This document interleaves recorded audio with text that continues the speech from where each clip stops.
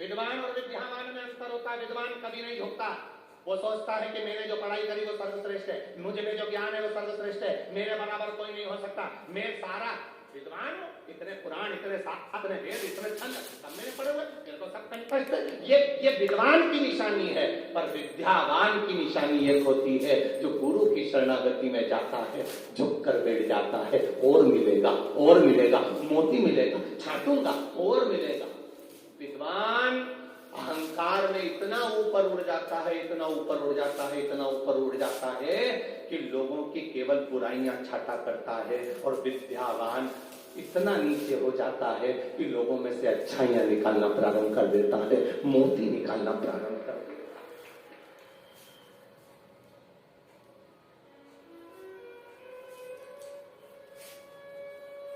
पढ़ो,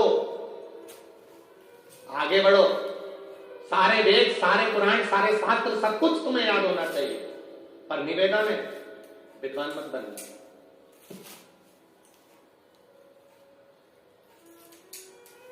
विद्वान मत बनना, निवेदन है।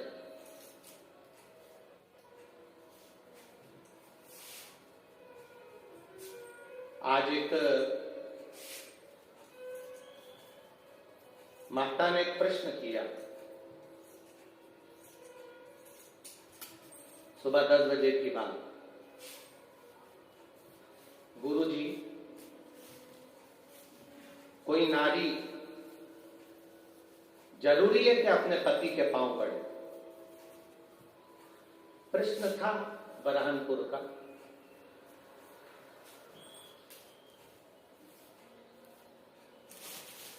कोई नारी जरूरी है कि अपने पति के पांव पड़े?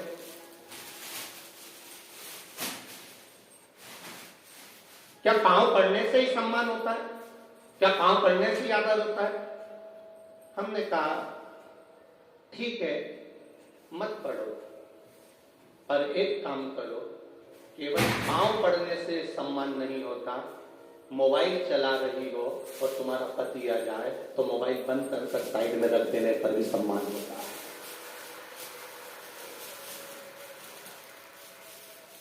अगर तुम्हारा पति आया है, केवल मोबाइल को उठाकर तुम कितना भी चैटिंग कर रहे हो, व्हाट्सएप चला रहे हो, फेसबुक चला रहे हो, गूगल चला रहे हो, चाहे कुछ भी कर रहे हो, चलाते हुए तो मोबाइल को भी तुमने अगर साइड में रख दिया, तुम्हारे पति का सम्मान हो जाएगा कि वो आया है, मेरे लिए आया है, मेरे को उसका आदर करना। बहुत उतना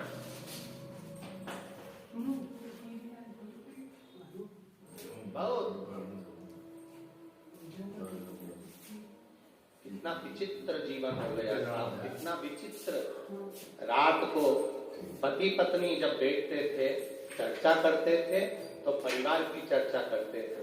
आज के जमाने में मोबाइल ने ऐसा बिगाड़ दिया, वो अपनी चैटिंग में लगी है, वो अपना चैटिंग में लगा है, और 11-12 बज गई, सो गए, सवेरे से उठ गए, नाश्ता करा, फिर चल दिए, फिर आए, फिर वही क्रम चालू हो गया। कितना समय हम एक दूसरे को दे रहे हैं, कितना समय।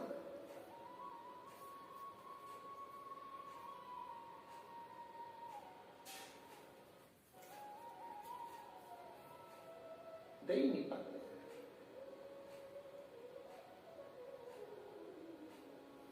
मोबाइल पे लोग कहते हैं मेरी इतनी फ्रेंड रिक्वेस्ट आई है, यही बोलते हैं ना, ऐसे ही बोलते हैं, मेरी इतनी फ्रेंड रिक्वेस्ट आई है।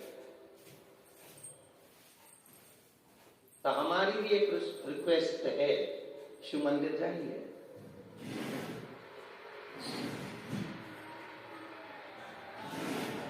हम भी तो यही कर रहे हैं, हम भी तो आपके बेस्ट फ्रेंड हैं,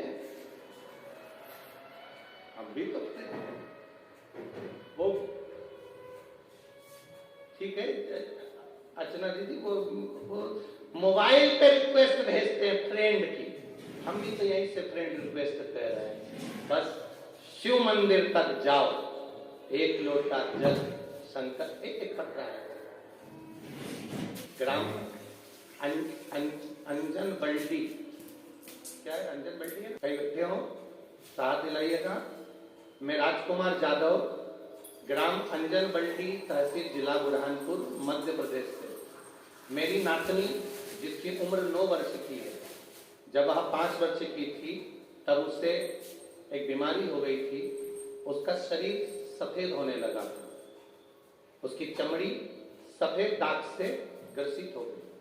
पूरा शरीर, पहले उसको थोड़ा सा सफेद दाग हुआ, फिर थोड़ा सा सफेद दाग होते होते होते होते दूसरी जगह पर दाग हुआ, फिर तीसरी जगह पर हुआ। ऐसे उसका पूरा शरीर सफेद हो गया, जगह जगह छींटे से सफेद सफेद से होने लगे, उसकी पूरी चमड़ी सफेद होने लगी। इसका इलाज हमने अहमदाबाद में कराया, राजस्थान के डॉक्टरों से भी कराया, आयुर्वेदिक इलाज भी करवाया, लेकिन वो बीमारी तो बढ़ती गई।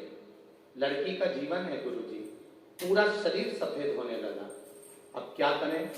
आखिरी में दवाई कर कर कर थक गए, घर में आकर बैठ गए।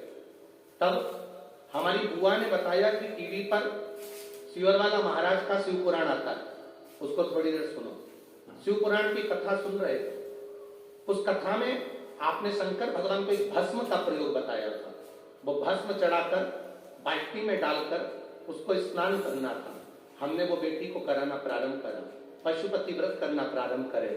गुरुदेव, आज मेरी बेटी वापिस अपने असली शरीर में आ गई है और उसका चर्म रोग, उसकी चमड़ी जो सफेद थी वो ठीक हो गई है। मैं अपनी बेटी का फोटो लगा रहा हूँ, जिससे वो मेरी बेटी वापिस अच्छी हो गई है। उस बेटी का मैं वापिस फोटो।